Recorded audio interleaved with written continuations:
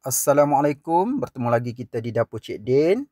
Okay, hari ni Cik Din nak ajar satu resipi ringkas, resipi yang sedap. Okay, hari ni Cik Din nak ajar cara bagaimana Cik Din buat resipi pucuk paku goreng belacan. Resipi yang ringkas, sesuai sangat untuk kita buat menu berbuka hari ni. Okay, kalau nak tahu apa bahan-bahan yang Cik Din letak untuk kita buat resipi pucuk paku yang sedap macam dalam video ni, jom kita tonton video ni sampai habis. Dan kepada yang baru singgah, Cik Din harap jangan lupa like, komen, share dan subscribe channel Cik Din. Okey, dekat sini Cik Din ada 3 ikat pucuk paku ya. Pucuk paku ni Cik Din beli dekat kedai area berdekatan rumah Cik Din lah. Susah juga nak cari pucuk paku yang segar macam ni. Tapi harga dia taklah mahal sangat, 70 sen lah satu ikat. Tapi kalau Cik Din ambil 3 ikat ni dia bagi RM2. Murah-murah lah dia kata. Okey, pucuk paku ni sedap kalau kita buat goreng ataupun celur ya.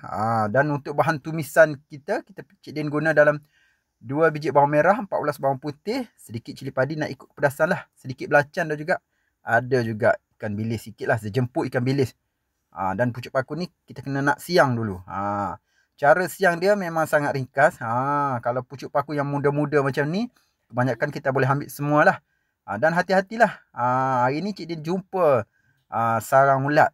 Ulat ada beluncas dekat tu. Ulat daun ni memang dia sukalah kalau pucuk-pucuk paku, daun-daun hijau, sayuran hijau macam ni. Memang dia suka bersarang dekat kita punya pucuk paku. Kita nak siang dia tak payah nak guna pisau, guna tangan macam Cik dia buat ni. Sebab kalau kita guna pisau, mana yang keras tu kita potong je. Kena pula pisau yang tajam, memang tak terasa lah potong batang dia tu. Tapi kalau kita guna tangan macam ni, senang ya kita nak detect mana yang batang yang keras, mana yang batang yang tua, yang lembut tu kita boleh potong dengan tangan. Kita tak terpotong lah mana yang keras-keras tu, yang batang yang keras tu. Okey. Yang tua tu, kalau yang muda macam ni, sedap kalau kita buat celur ni, cicah dengan budu ataupun sambal belacan memang sedap. Tapi hari ni Cik Din tak nak celur, Cik Din nak goreng semua 3 ikat ni. Dan bahan macam bawang dan juga kita punya cili belacan tu Cik Din nak tumbuk sekaligus. Okey. Guna lesung je, tak payah nak guna blender. Blender tak sedap kalau kita buat kita buat bahan goreng macam ni. Sayur-sayur goreng memang Cik Din kalau untuk buat sayur goreng ataupun sambal belacan ataupun apa-apa yang lebih suka tumbuk lah. Kita guna lesung batu macam ni memang sedap. Tumbuk pula, tumbuk kasar-kasar macam ni je. Tak payah nak tumbuk-tumbuk sampai betul-betul lumat. Okay, sebab nanti kita nak tumis, dia nak efek dia tu. Bila kita masak tu ada nampak lagi bawang dia tak hancur, kita punya cili tak hancur.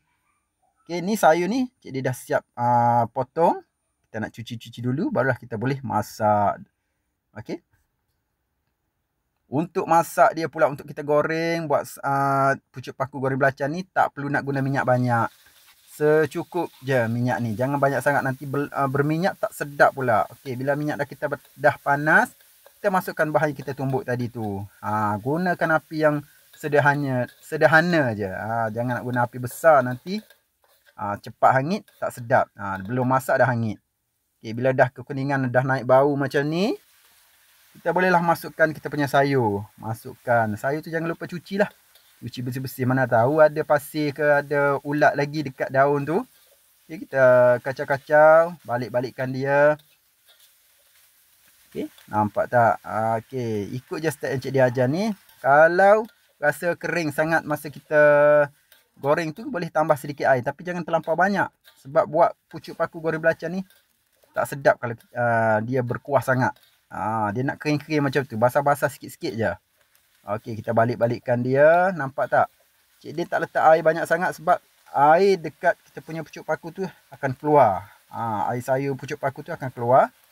Okey, bila dah layu, agak-agak layu, kita masukkan sedikit kicap soto ataupun sos ikan. Perasakan dengan sedikit garam dan letakkan sedikit penambah rasa lah. Kalau tak nak letak penambah rasa, boleh je.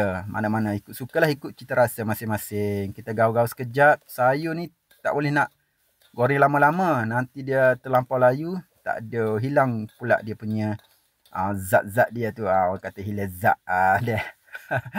Okey, kita balik-balikkan dia. Nampak dah layu macam ni, tu tandanya sayur kita dah pun, orang kata masak. Balik-balikkan je macam Cik dia buat ni, lebih kurang dalam beberapa minit saja.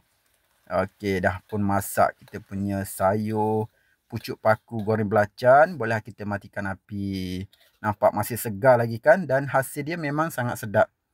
Bolehlah kita hidangkan. Okey. Hasil dia memang terbaik lah. Cik Din tak suka. Kalau terlampau sekejap, tak suka juga buat sayur pucuk paku goreng macam ni. Sebab dia akan rasa lagi bau hidup sayur tu. Kalau terlampau lama memang tak cantik pula. Nampak tak? Dia tak berkuah sangat dan tak kering sangat. Lebih kurang macam ni lah. Sebab bila kita makan nanti ada rasa lagi. Dia punya rasa basah-basah tu. Okeylah. Kepada yang dah menonton, Cik Din harap jangan lupa cuba buat resipi ringkas dari dapur Cik Din hari ni. Cik Din pun tak tahu nak masak apa. Kadang-kadang bulan puasa ni blur juga.